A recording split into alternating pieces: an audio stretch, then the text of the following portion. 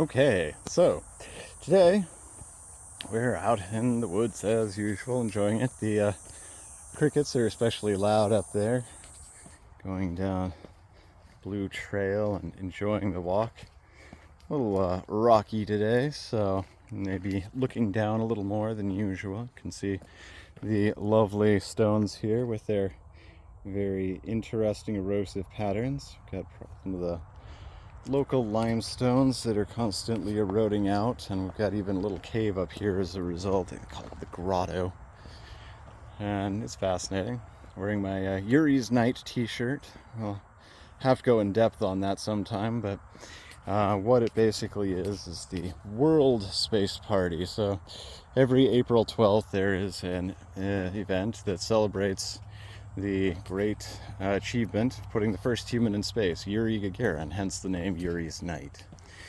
And there's a lot going on with it. And as we come back around the wheel of the year toward April 12th, I'll have to do a video on that specifically. But for now, today I want to talk about the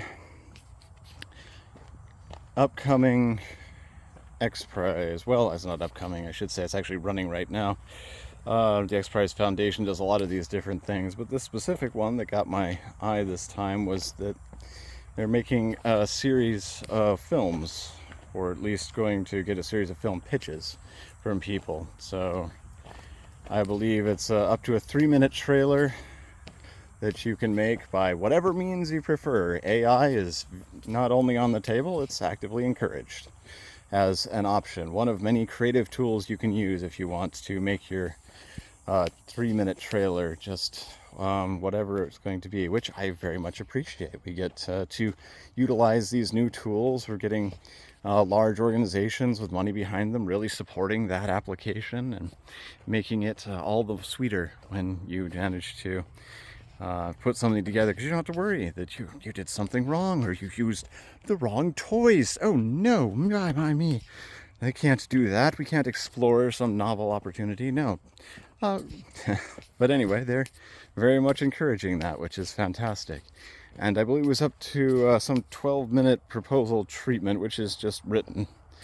And of course, you could use AI to produce that as well, if you want to. It's however you want to make this thing, however you think you can make the best film that you can. And what is special about this film was the really central thesis of the whole thing, is that it is supposed to be about positive futures and really looking forward rather than a lot of the negativity that we normally get out of sci-fi, trying to build that solar punk future rather than living in more of the cyberpunk dystopia, or heaven forbid another post-apocalyptic wasteland that seem altogether too popular sometimes.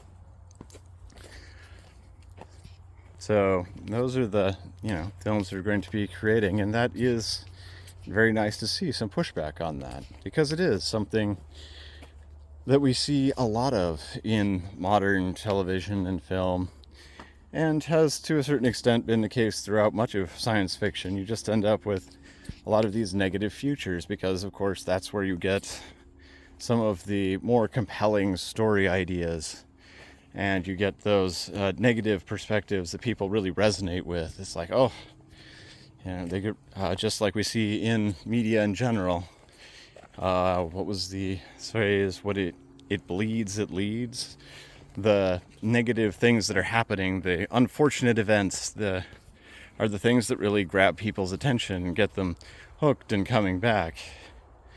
And that can be a very unfortunate aspect of reality that we have to deal with, because we don't get as many good stories from that, especially when you're trying to build what is inherently a positive world, a better future, beautiful mosaic of what is to come or what could come or how we want to build it, all those sorts of things. You have to still find some tension in the story. You have to find some conflict in order to really make it go, and that usually leads into something inherently negative. And if you want to expand that and raise the stakes, which was the catchphrase that I always heard when I was taking screenwriting courses, raise the stakes, raise the stakes. You need to create more tension and more conflict.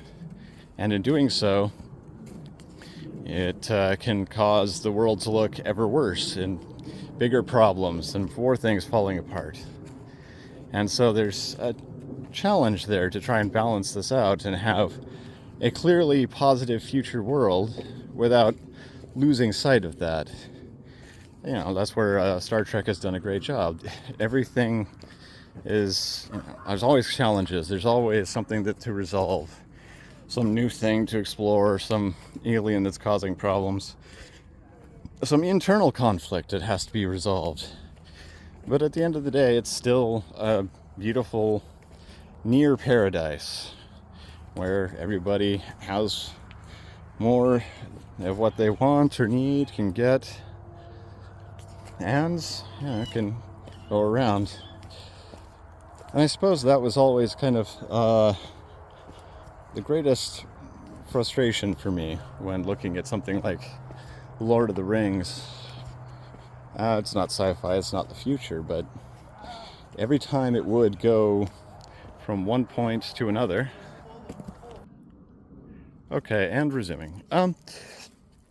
So yeah, the Lord of the Rings is constantly going through time and has a lot of these different things, and is always like the further back you go, the better things are. And it's this slow down winding, as if the entire world is just driven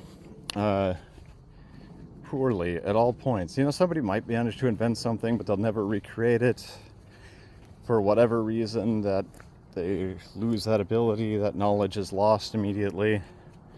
Anytime something good happens, it is quickly shattered, which is, fine, I guess, in the fictional world, but it's not particularly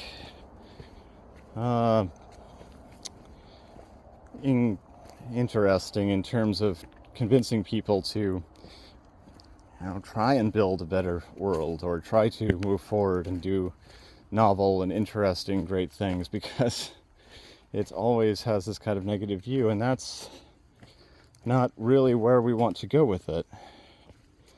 Ultimately, we should be looking at least more fiction, certainly not all, but a lot more that really supports this idea. And that's what the X Prize is going to do. We want more beautiful visions of a better future. And that's really going to come in general, because we seem to have a bit of malaise right now. In general, there's this negative attitude that is somewhat pervasive around all of the different aspects of what's going on in the world, which is a little sad to see, and it's a little hard to entirely understand, because especially in a place like the United States, it just isn't that bad. In most cases, there are definitely some problems, but things continue to move apace, move along. You don't have things going all that far off. It's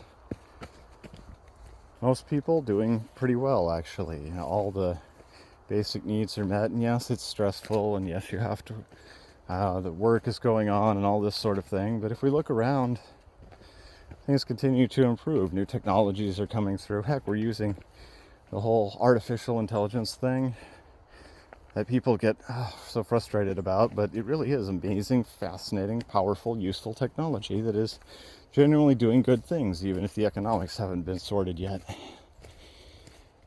There are always problems, but that just means we have more opportunity to address them, to find clever and cool solutions. And when we do, they're going to solve some things and crop up with more problems. Every time we do this, it's kind of the never-ending cycle. I always see the same thing in something, you know, like scientific research. You just learn one thing, you finally understand this particular element, and it pops up more questions. And, you know, that's part of what keeps life interesting and exciting. You don't get frustrated with having solved everything because that probably will never happen. And we can't just get pessimistic about it. It's like, oh, what do you mean we can't solve things? Well, we can solve many things, and we continue to do basics, but we will not solve everything. That is an important distinction. And getting into a funk about it doesn't really get anything done for anybody. It's like, oh, this is great. I'm going to choose to approach this and move forward and get things done. It's much more valuable to do that, and you're going to get a lot more done and enjoy life more. Just even making that simple change in your mental state and continuing to push forward with it to avoid sinking and into despair and sitting there and being inactive. You can always do something and try make some kind of progress, even if it's minor. So we want to be out there doing that. And if you want to support some of this positivity and the X Prize, it is still open and taking new applicants. It's free to apply and to participate if you're interested. So that's just at the X Prize site. I'll have to add that in a minute. All right, well, we've come to the flowers and the cacti here. Beautiful open area. So we'll leave you with that for the day. And I will see you out there on the path.